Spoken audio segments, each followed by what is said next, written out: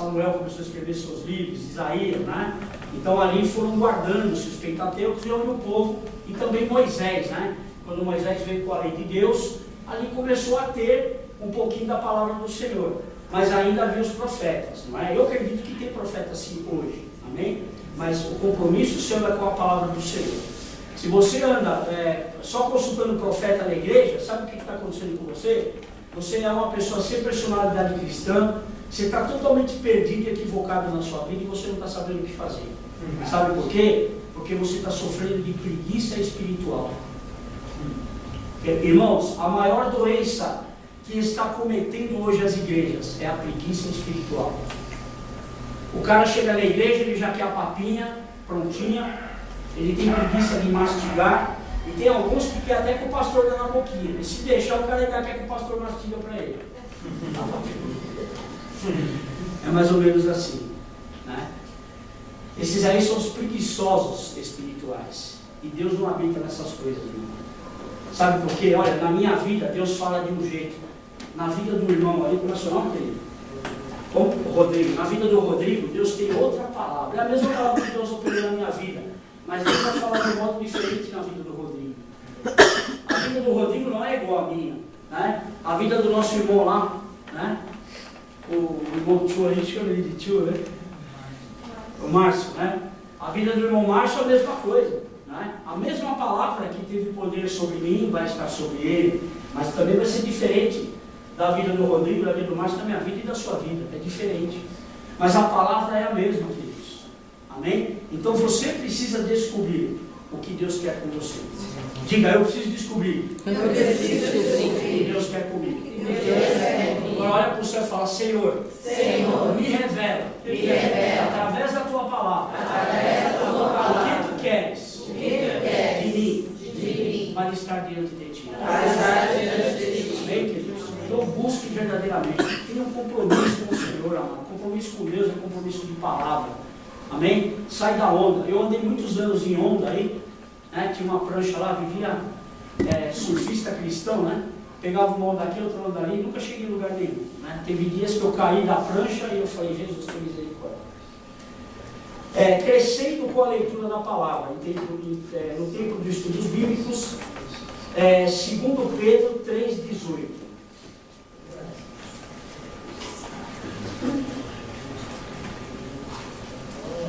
2 Pedro, lá no fim da Bíblia, lá para o Apocalipse, Epístola de Pedro, capítulo 3, verso 18. Pode? Antes crescei na graça e conhecimento do nosso Senhor e Salvador, Jesus Cristo. A Ele seja dada a glória e assim agora, como nos dias da eternidade. Amém, querido. Lê de novo, Tiago. Antes crescei na graça e conhecimento de nosso Senhor e Salvador Jesus Cristo. A Ele seja dada a glória, assim agora como no dia da eternidade. Amém. Amém, queridos. Olha aqui, ó. Sabe quem é esse Pedro que está falando aqui? É o Pedro apóstolo. Aquele que era pescador, aquele que era um tremendo ignorante. Ele era pescador, ele era um homem rústico, né? Eu não sei quem tem aqui na família pessoas chúcaras, né? Pessoas antigas, que pensa daquele modo antigo, nunca se moderniza, pessoas que você está ali, né? São casca grossa. Pedro era daquele jeito. Até o dia em que Pedro começou a experimentar as coisas de Deus na vida dele. Pedro, ele andou sobre o mar. Já pensou que experiência maravilhosa, amados? E mesmo andando no mar, sobre as águas, Pedro duvidou do poder de Deus. Esse Pedro que está falando aqui conosco nessa noite, através do Espírito Santo, crescei na graça e no conhecimento de Jesus Cristo. O que Jesus ensinou para você? Né? Tem muito crente também, muitas pessoas, não queremos usar a palavra crente, que o diabo também é crente, ele sabe que Deus existe e ele estremece diante do Senhor. Mas eu estou falando que existem pessoas que vão na presença de Deus, falam, Jesus, né? Até se auto-intitulam cristãos, não é? Mas não têm o verdadeiro conhecimento de Jesus Cristo. Esse é o conhecimento que nós temos que buscar. Será que você está andando nos verdadeiros ensinamentos de Jesus Cristo? Não é? Jesus falou para você amar o seu inimigo, não é? Abre lá em Mateus 7. Deixa eu ver aqui, deixa eu ajudar você aqui, senão a gente se perde. Mateus capítulo 7.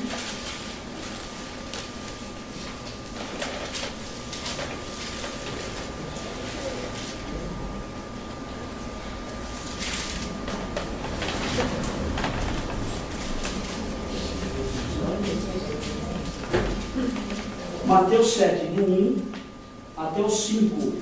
Alguém lê para mim aí?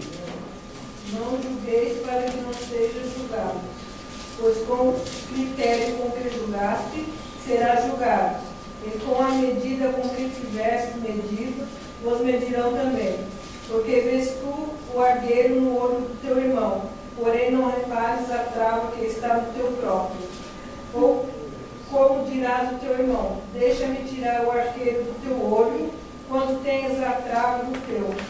Hipócrita, tira primeiro a trava do teu olho, e então verás claramente para tirar o arqueiro do olho do teu irmão. Amém? Mateus 5. Quem disse essas palavras? Jesus Cristo.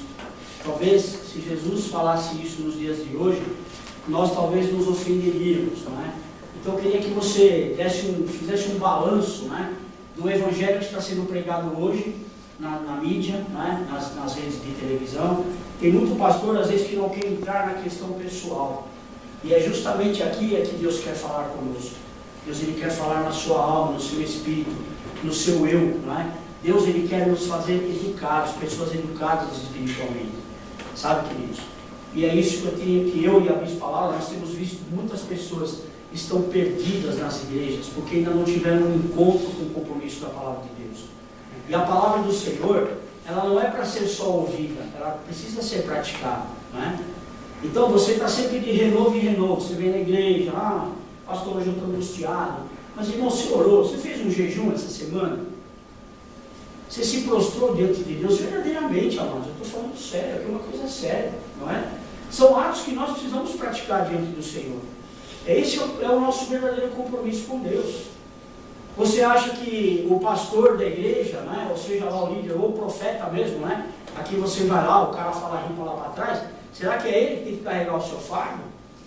Não, queridos. Olha a sua responsabilidade, você tem um compromisso com a obra de Deus, não é? Então vamos lançar fora de nós, né? Vamos lançar das nossas costas esse jugo pesado de preguiça, esse desânimo gratuito. Vocês sabiam que hoje eu estava me sentindo assim?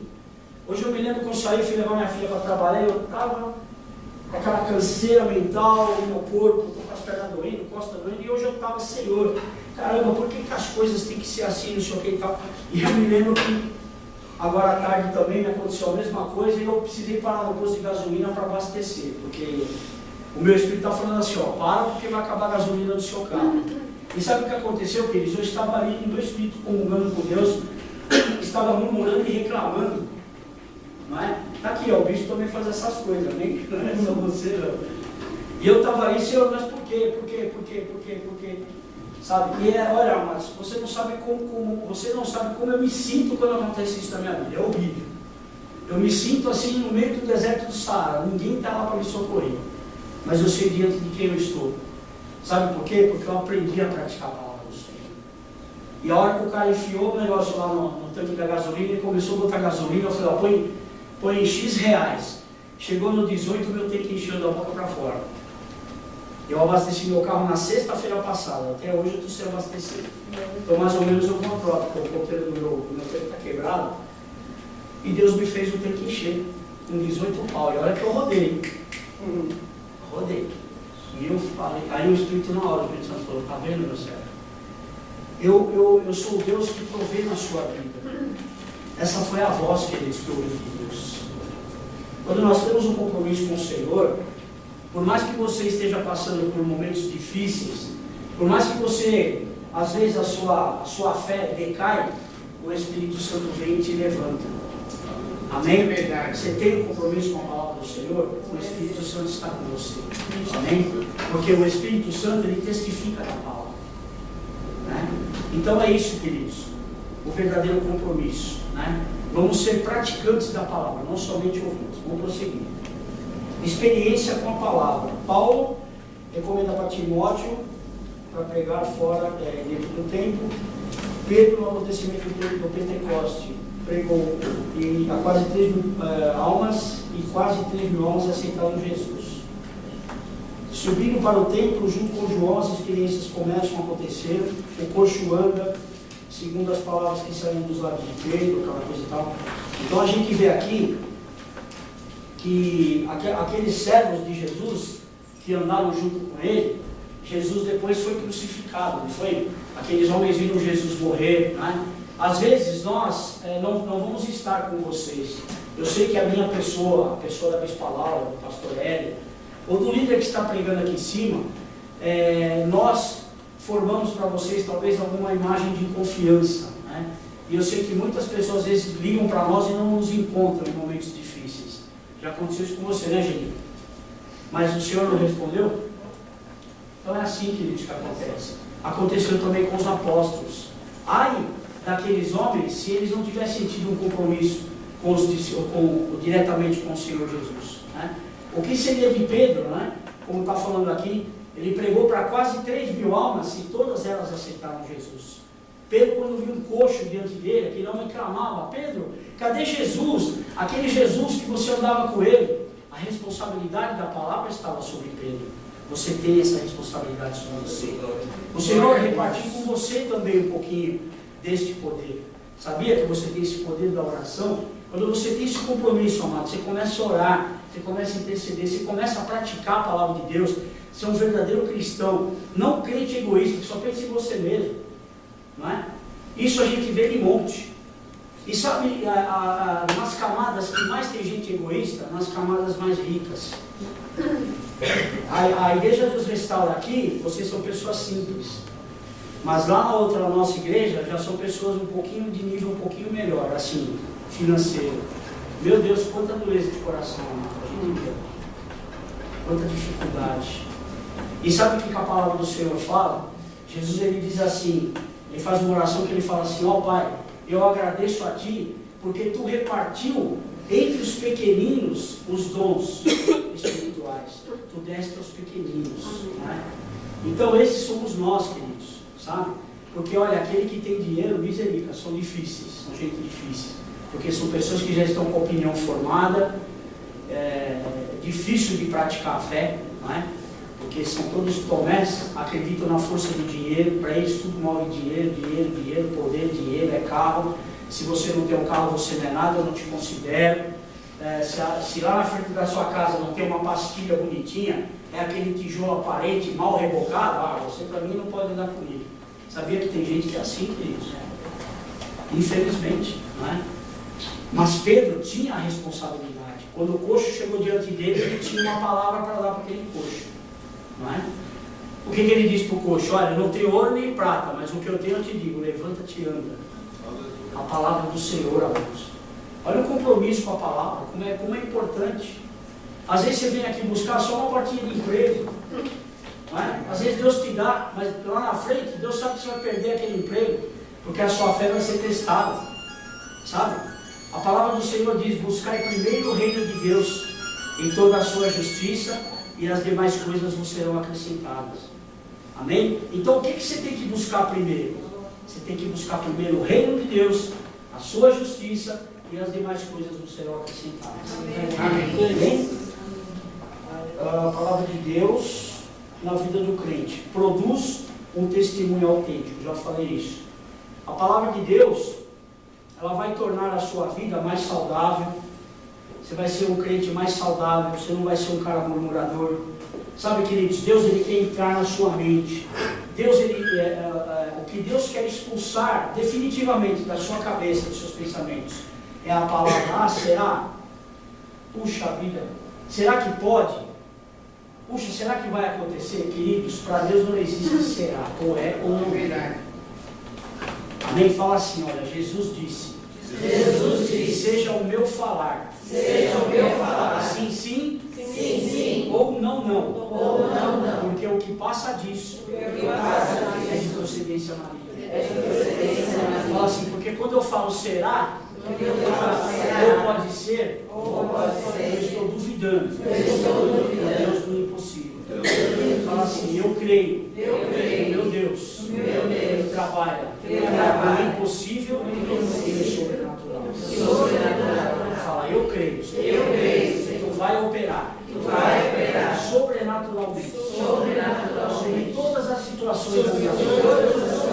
Fala assim, eu só quero permanecer diante de ti, em espírito e em verdade. Fala assim, afasta da minha vida, Senhor, toda palavra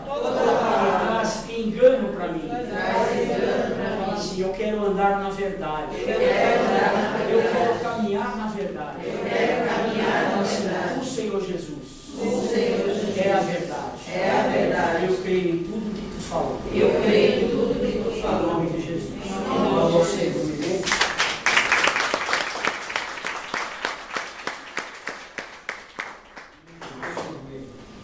Esse testemunho, a palavra de Deus, né, vai fazer na sua vida também um cristão fiel. Você sempre vai ser fiel.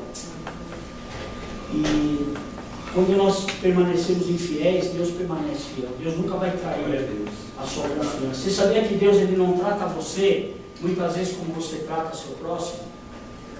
A nossa forma de medir, nós vemos aqui em Mateus 7, né? Não julgueis para que não seja julgado, não é verdade?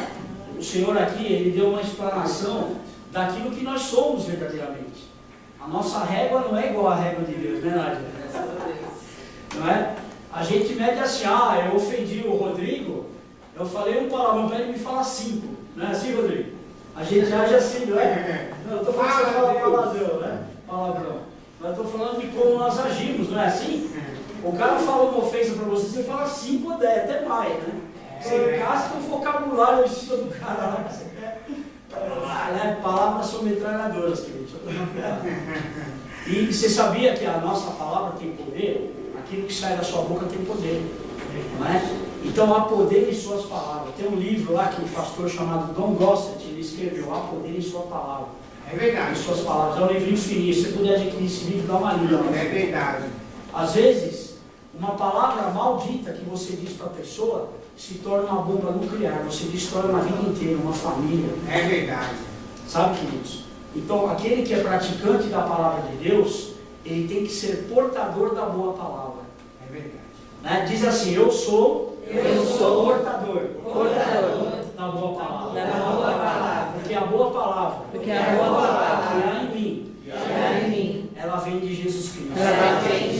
Fala, e é esta palavra que eu quero praticar. Põe a mão na sua boca assim, mas não tampa ela porque é para você falar. Fala, Senhor, trabalha na minha boca. Coloca um anjo na minha boca. E a partir de hoje, Senhor, nunca mais saia da minha boca palavras que vão ferir alguém da minha família, alguém do meu hall de amizade, alguém do meu hall de trabalho, ou se eu encontrar alguém na rua que vier me atacar ou me ofender. Coloca palavras, Pai. Nesta hora. Palavras de salvação. Palavras de exortação. Agora põe a mão no seu coração. Porque a Bíblia fala que a sua boca fala daquilo que o seu coração está cheio. É verdade. Sabia disso? Põe a mão no seu coração e fala, Senhor Jesus. Afasta do meu coração. Toda maldade. Toda hierarquia. Que eu adquiri dos meus pais, dos meus avós, dos meus ancestrais. Fala, põe por terra, Senhor. Todo esse DNA maligno, fala, que eu herdei dos meus familiares.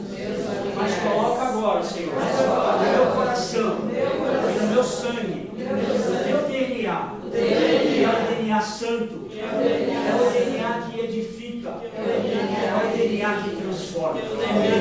Como nós cantamos aqui hoje, fala, como nós cantamos aqui hoje, fala, Senhor Jesus, dá-me um coração igual ao teu. Amém, queridos?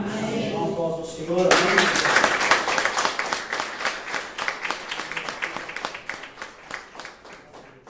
Então, queridos, é um compromisso com a palavra. A maior preocupação dos pastores, da minha vida aqui, com a sua vida, porque você é a ovelha desse pasto. Né? Por mais que vocês que estão nos visitando, talvez sejam de outra denominação, mas toda pessoa que pisar aqui dentro, eu julgo que aqui é um pasto, é um aprisco de Deus. Né? Eu também sou ovelha, só que eu sou ovelha oficial, é diferente. Mas eu também preciso de Deus. Mas você é a ovelha desse pasto. Né? Então eu tenho que, a minha preocupação é a mesma de Deus, é saber que você tem um verdadeiro compromisso com a palavra do Senhor. Amém? Então, olha, busque incessantemente. Saia dessas coisas de misticismo espiritual. Isso não existe. A Bíblia condena essas coisas. Amém? Aquilo que você precisa ser, se você ler a Bíblia, você vai aprender. Né? É só você sair da preguiça espiritual. Né? Que é uma coisa difícil, porque a gente trabalha muito, a gente tem afazeres, tem gente que tem filhos, é casa para limpar, comida para fazer, é contas para pagar, né? Mas isso daí são barreiras que Satanás colocou na sua vida, para que você não tenha um contato direto com o Criador. Você precisa vencer essas barreiras e ter um tempo com o Senhor. Né? Você tem aquele tempo, amanhã cedo você não vai levantar lá religiosamente, X hora da manhã, para ir lá bater cartão na firma que você trabalha, não é assim? Porque se você não for lá, você não recebe, não é assim? Queridos, com Deus não é diferente. Se você não bater um cartãozinho com Ele lá todo dia, as bênçãos de Deus vão demorar a chegar mais para vocês. Então, busca primeiro o reino de Deus. Vamos ler essa passagem? Mateus 6.